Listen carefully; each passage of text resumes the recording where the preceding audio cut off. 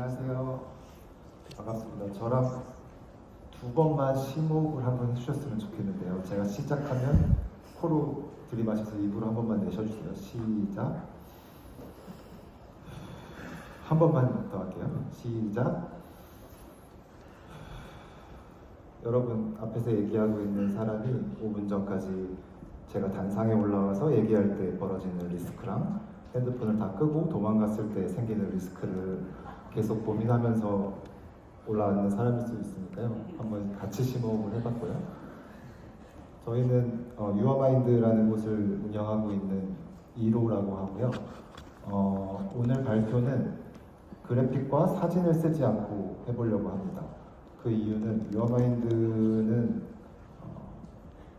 특별히 설계하지 않았고 구체적으로 브랜딩되지 않은 곳이고 그저 17년 동안 시간이 쌓여왔는 곳이라는 걸 얘기하고 싶어서 그런 방식으로 이 발표를 짰고요. 2009년에 책을 한 권 만들었습니다. ISBN이 없었고 30부 정도 만들었고 이걸 어떻게 팔아야 될지 고민하고 있었고요. 그런데 책을 만들 수는 있었는데 팔 수는 없었습니다. 그래서 고민하다가 책방을 만들었고요. 출판사를 만들지 않고 책방을 만든 이유는 방금 말한 것처럼 만드는 기술은 있었지만 파는 기술이 없었기 때문에 혹은 팔 곳이 없었기 때문에 저와 비슷한 고민을 하고 있는 제작자들이 분명히 있을 것이고 그러면 그 사람들과 같이 어떤 유통의 공간을 만들어내면 제가 가지고 있는 갈증을 풀어낼 수 있을 것이다 라고 생각한 거죠. 그래서 그때 만들었던 로고인데요.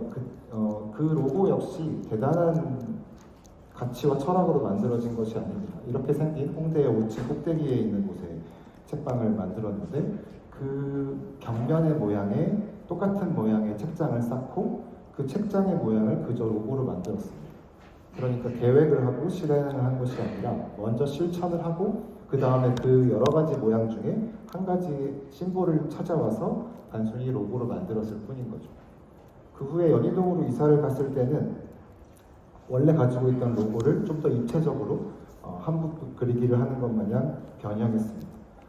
근데 연희동으로 이사하면서 저 책장과 똑같은 형태의 책장을 가지고 올 수 없었기 때문에 당연히 지금 연희동 책방에 오시면 저 형태가 어떤 형태에서 비롯된 것인지 전혀 알 수가 없습니다. 인지가 끊어지고 왜 이 브랜드는, 이 공간은, 이 책방은 이런 로고를 가지고 있을까라고 직관적으로 받아들일 수가 없죠. 그럼에도 불구하고 저는 그게 원래 있었던 로고가 마치 이사를 하는 것처럼 아주 약간의 변형만 있을 수 있다면 좋겠다고 생각을 했던 것이고요. 그 2010년대에 책방을 열고 나서는 굉장히 많은 실패를 했습니다. 호빵을 책방에서 팔아본 적도 있고요. 호빵이 대단히 특별한 호빵이 아니라 편의점에서 파는 것과 똑같은 호빵을 조금 더 비싸게 팔았습니다. 아무도 사 먹지 않았고요. 제가 매일 밤 남은 호빵을 처리해야 했었고 똑같은 맛인데도 내가 사 먹을 때와 남은 것을 처리할 때의 맛은 완전히 다릅니다. 굉장히 맛이 없고 책방을 닫은 8시 이후에 매일같이 단 팥호빵을 먹어야 된다는 게 약간 절망스러운 상태였죠. 일정 금액 이상을 사시면 탄산수를 증정해 본 적도 있습니다. 다들 부담스러워 하셨고 무겁다고 하셨고 필요 없다고 하셨고 냉장고에 남아있는 탄산수를 호빵과 같이 계속 먹었어야만 했던 시절이 있었고요. 영화를 틀어보기도 했습니다. 근데 선택을 잘못했죠. 다이하드라는 영화는 우리가 문화적인 공간에 가서 다 같이 보는 의미를 가진 영화가 아닙니다. 하지만 무언가를 해야 된다는 어떤 절박함이나 초조함 때문에 그냥 과거에 있었던 어떤 영화 중에 하나를 고르고 상영 시도를 해봤지만 단 한 명도 이 영화를 보러 오지 않았습니다. 그래서 소수의 인원과 이 영화를 같이 쓸쓸하게 봤다라는 경험보다 아무도 오지 않아서 영화를 틀 필요조차 없었다라는 것은 운영하는 사람들한테 굉장히 큰 패배감을 느끼죠. 그래서 그 당시에 굉장히 많은 실패의 덩어리들, 하지만 굉장히 작은 규모의 실패들입니다. 제가 다이아드를 상영해서 아무도 오지 않았다고 책방의 운명이 뒤바뀌는 건 아니죠.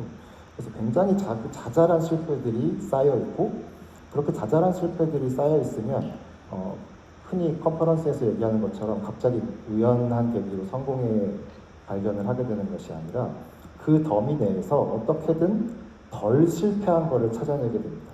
그 중에 나은 것, 그 중에 더 보완할 수 있는 것, 그나마 압도적으로 실패하지 않은 것들을 찾게 됩니다. 그리고 그 안에서 그것을 한 번 더 하게 되죠. 그러면 제가 언제나 중요하게 생각하는 것이 2회차인데요. 1회차보다 2회차를 하게 되면 어떤 메시지가 거기서 생기냐면, 첫 번째는 그 앞에서 제가 느꼈던 것을 보완, 갱신, 발전할 수 있게 됩니다. 두 번째는 이것이 반복할 가치가 있다고 사람들한테 전하는 하나의 메시지가 됩니다.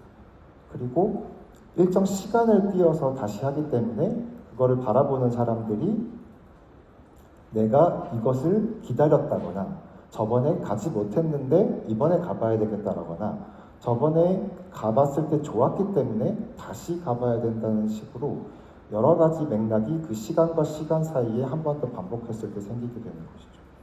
그래서 1회차에서 얼마나 실망했는지보다 그것을 내가 한 번 더 했을 때 얼만큼 발전시킬 수 있는지가 결국에는 모든 기획과 역사와 행사를 정의하게 되더라라는 생각을 하고요.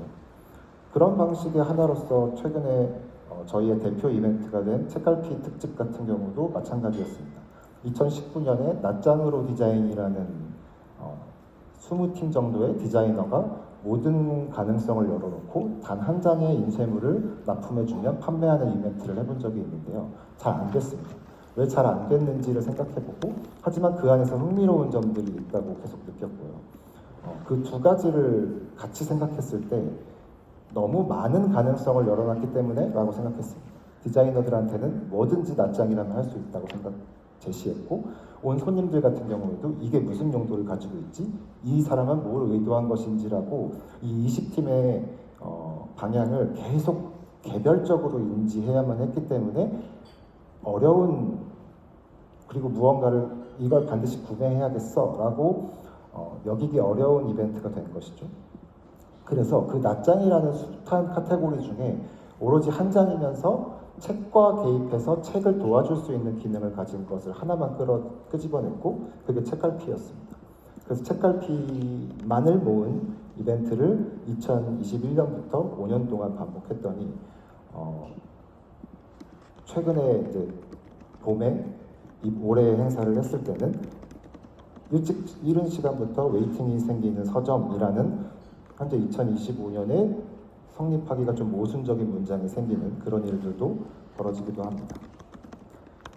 이런 식의 것들을 계속하면 사람들은 유어마인드가 자잘한 실패를 계속하는 곳이라고 생각하지 않습니다.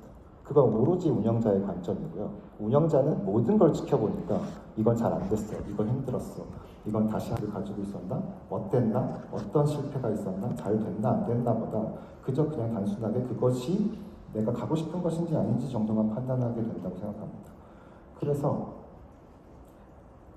이런 자잘한 시도와 실패를 계속하면 사람들은 유어마인드는 작은 실패를 계속하는 곳이야 라고 생각하지 않고 아주 소단위의 실험이나 시도를 계속하는 곳이라고만 여깁니다. 그래서 그것이 계속 중첩되고 쌓이면 그 다음에 벌어지는 낯선 시도들이 조금 더 편하게 받아들여집니다. 왜냐하면 이미 머릿속에 낯선 시도를 하는 곳이라고 여겨졌으니 저희가 낯선 것을 한 번 더 시도해도 여기는 원래 그런 곳이니까 이런 것을 하는 거지라고 받아들이기 마련이죠.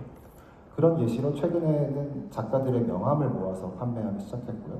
명함이라는 것은 여기 오신 분들도 다 하나씩 가지고 계시겠지만 비즈니스를 위해서 누군가 교환을 하고 혹은 홍보를 위해서 내가 뿌리는 무료의 목적을 가지고 내 목적을 달성하기 위해 누군가에게 증정하는 것이죠. 그런데 저희가 판단했을 때는 작가들이 만든 명함, 시각적인 명함이라면 그것이 최소한의 광고판이고 누군가에게 내 작업을 소개할 수 있는 가장 작은 매체일 수 있고, 그렇게까지 도달한다면 심지어 이게 판매용으로도 인지될 수 있을 것이다 라고 생각해서 작가들의 명함을 모아서 팔기 시작했고요. 그 다음에는 파본만을 모아서 파는 이벤트도 해봤습니다. 파본을 모은 이유는 제가 출판사로서 구겨지거나 어딘가에서 납품되어서 돌아왔거나 하는 책들을 처리할 방법이 없었기 때문인 거죠. 그걸 모아서 언젠가는 다 버려야 됩니다.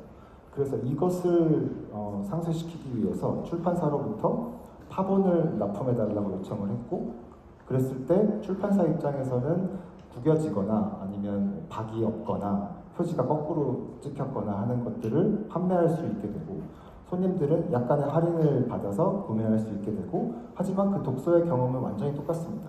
책이 구겨졌다고 그 텍스트가 구겨지는 게 아니니까, 우리가 사실은 이 어딘가에 서점에 교환을 요청하거나 반품을 요청할 때의 행동 같은 것들을 돌아보게 만드는 것이죠. 그래서 그런 이벤트를 열었을 때 오히려 제가 기대하는 것보다 손님들은 더 적극적이어서 더 구겨진 게 없느냐? 더 삐뚤어진 게 없느냐? 더 잘못된 파본이 있었으면 좋겠는데 너무 멀쩡한 것만 있어서 좀 실망했다. 이런 피드백들을 많이 남겨주시기도 했고요. 그래서 저희가 계속 하고 있는 것은 아주 굉장한 개발이나 발전을 하는 게 아니라 일반적으로 우리가 알고 있는 네모 반듯한 형태를 약간 다른 각도에서 보면 조금 더 뾰족한 새로운 도형이 된다라고만 말하는 정도의 시도들이고, 그 이상의 능력이 없기 때문에 딱 거기까지만 계속 반복해서 하는 사람들이라고 생각합니다. 그러면 일반적인 책처럼 보이지 않는 책들을 판매하게 되면 아주 운명적으로 외로워집니다. 왜 외로워지냐면 우리가 평생 학습해온 거대한 서점에 있는 책들과 달라 보이기 때문에 가장 먼저 인지되는 것이 이것도 책인가? 이걸 책이라 부를 수 있을까 하는 어떤 기준을 자꾸 내 머릿속에서 회전시키게 되는 거죠. 난 이게 책이 아니라고 생각해. 책까지 도달하지 못했을 거라고 생각해. 하면서 어쩔 수 없이 아주 원활한 판매가 되지 않거나 외로워지기 마련이라고 생각하고요. 그런 것의 일환으로서 또 하나의 기념일 같은 걸 만들기도 했습니다. 책방이나 어떤 공간을 운영하거나 브랜드를 운영할 때 자꾸 이미 있는 공휴일이나 기념일에 따라서 우리가 움직이려고 하죠. 오늘이 세계 강아지의 날이래라고 하면 강아지의 컨텐츠를 만들죠.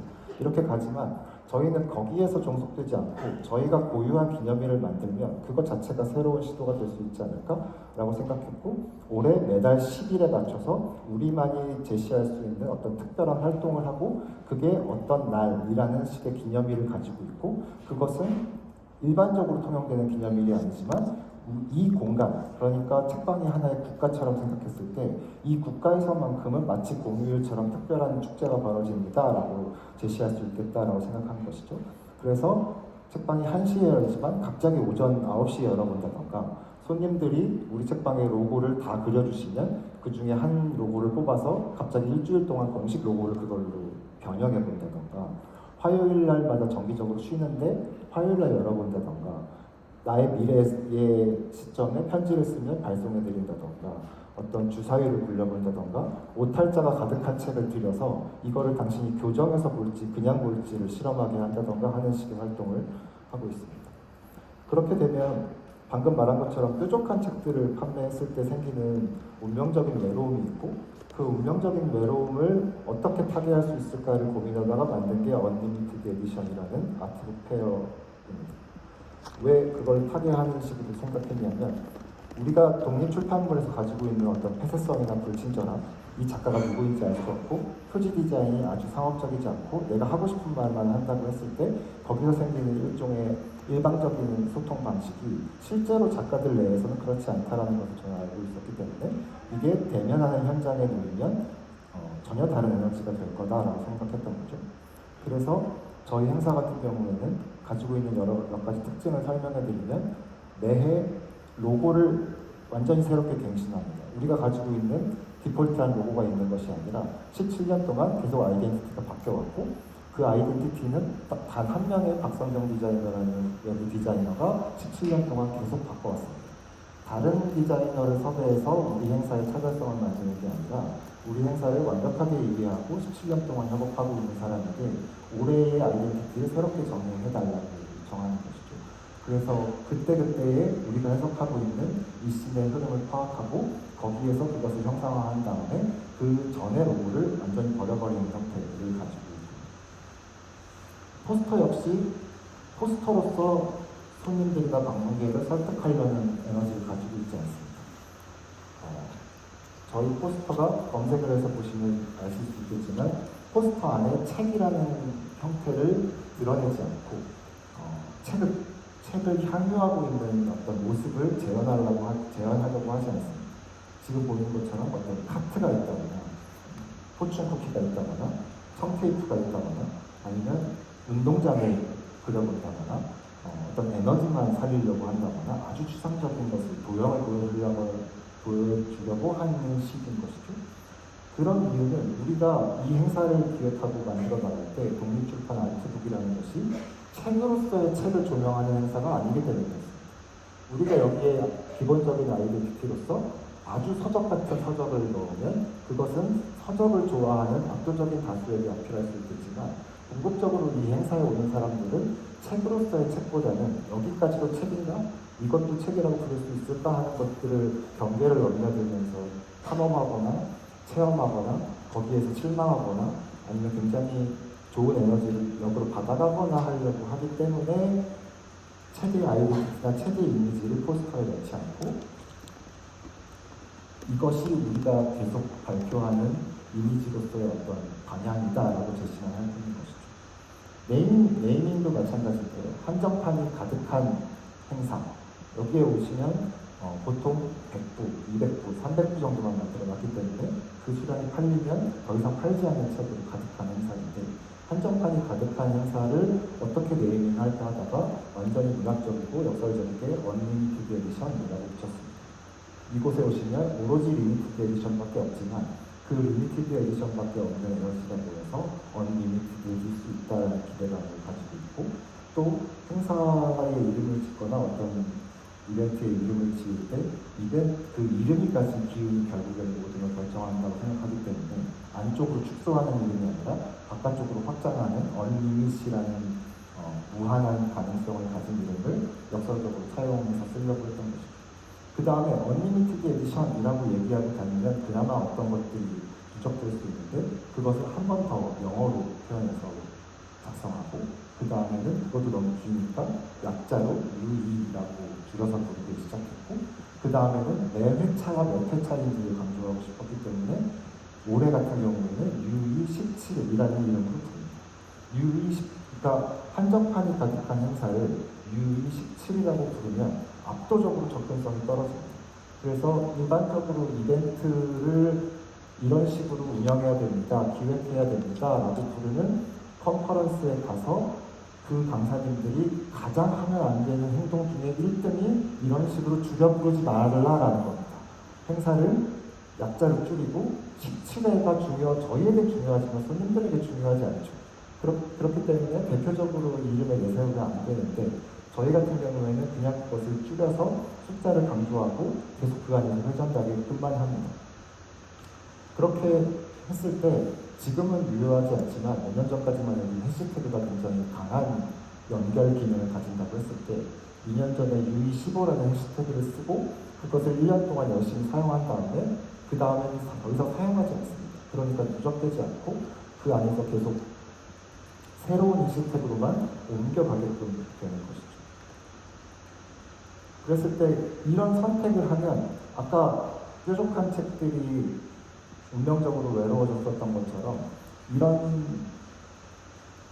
언행에 어떤 사람들이 어디에서 어떻게 참여했는지를 찾아볼 수 있는 저희 공식적인 채널로서의 아카이브 페이지가 없습니다.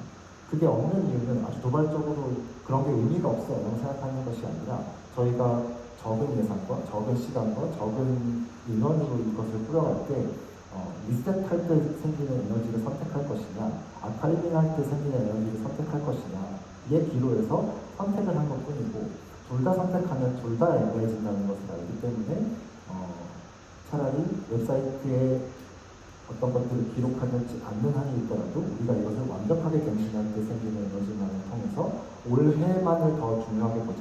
지금만을 더 중요하게 보자. 그러면 왜 아카이빙이 없어요? 왜 그 앞선 것에 대한 기록이 없어요? 저는 그런 기록이 없는 행사를 신뢰할 수 없어요 라고 생각하는 사람들은 있겠지만 그 사람들 모두를 만족시키는 건 어떻게 불가능하기 때문에 그것이 갱신되더라도 지금 정말 중요하다라고 생각하는 사람들만을 모으는 수단을 쓰려고 하는 거죠. 그래서 저는 이 행사가 아주 작은 공간 안에 모닥불을 피워놓고 사람들이 모여서 여러 가지 이야기를 나누는 행사라고 생각하는데요. 그 행사에서 가장 중요한 것은 저희가 이런 것들을 17년 동안 모닥불을 피워놓고 저희 쪽 이 모닥불에 와서 각자의 이야기를 해봐요 라고 제시할 때 정확하게 어떤 의도를 가지고 있는지, 어떤 순서에 의해서 이 모닥불을 피워서 이야기를 해야 되는지에 대한 가이드가 하나도 없이 저희 행사장에 와서 느끼실 수 있겠지만 아주 산만하고 동선이 정해져 있지 않고 어디로 가야 할지 알 수 없고 어떤 사람들 옆에 어떤 사람들이 있는지에 대한 아주 큰 테마나 규칙이 없습니다. 그렇기 때문에 그런 것들을 제시하지 않았을 때 이 모닥불을 피워놓은 공간에 대한 정체가 좀 불분명한 거죠. 정확히 뭐라고 설명하시겠어요? 정확히 다른 사람들한테 어떻게 추천하시겠어요? 라는 어려움이 생기지만 그것을 저희의 작은 에너지를 가지고 가장 중요한 것은 그 산만하고 모호한 채로 또 한다는 것. 그러면 아까 얘기한 것처럼 2회차, 3회차가 됐을 때 앞에 얘기한 것처럼 큰 틀이 더 빠른 인지와 호응을 이끌었다면 저희가 가지고 있는 불편하고 알 수 없고 폐쇄적인 것조차 17년을 반복하면 조금씩 그 속도가 빨라집니다. 왜냐하면 조금씩 더 그것에 대한 방금 제가 얘기한 유일한 약자도 처음에는 굉장히 어려웠을 수 있지만 저희가 그것을 계속 고집하고 계속 발표하고 올해는 17이라고 하면 그것이 17회차 됐거니 라고 여기는 사람들의 수가 점점 늘어나고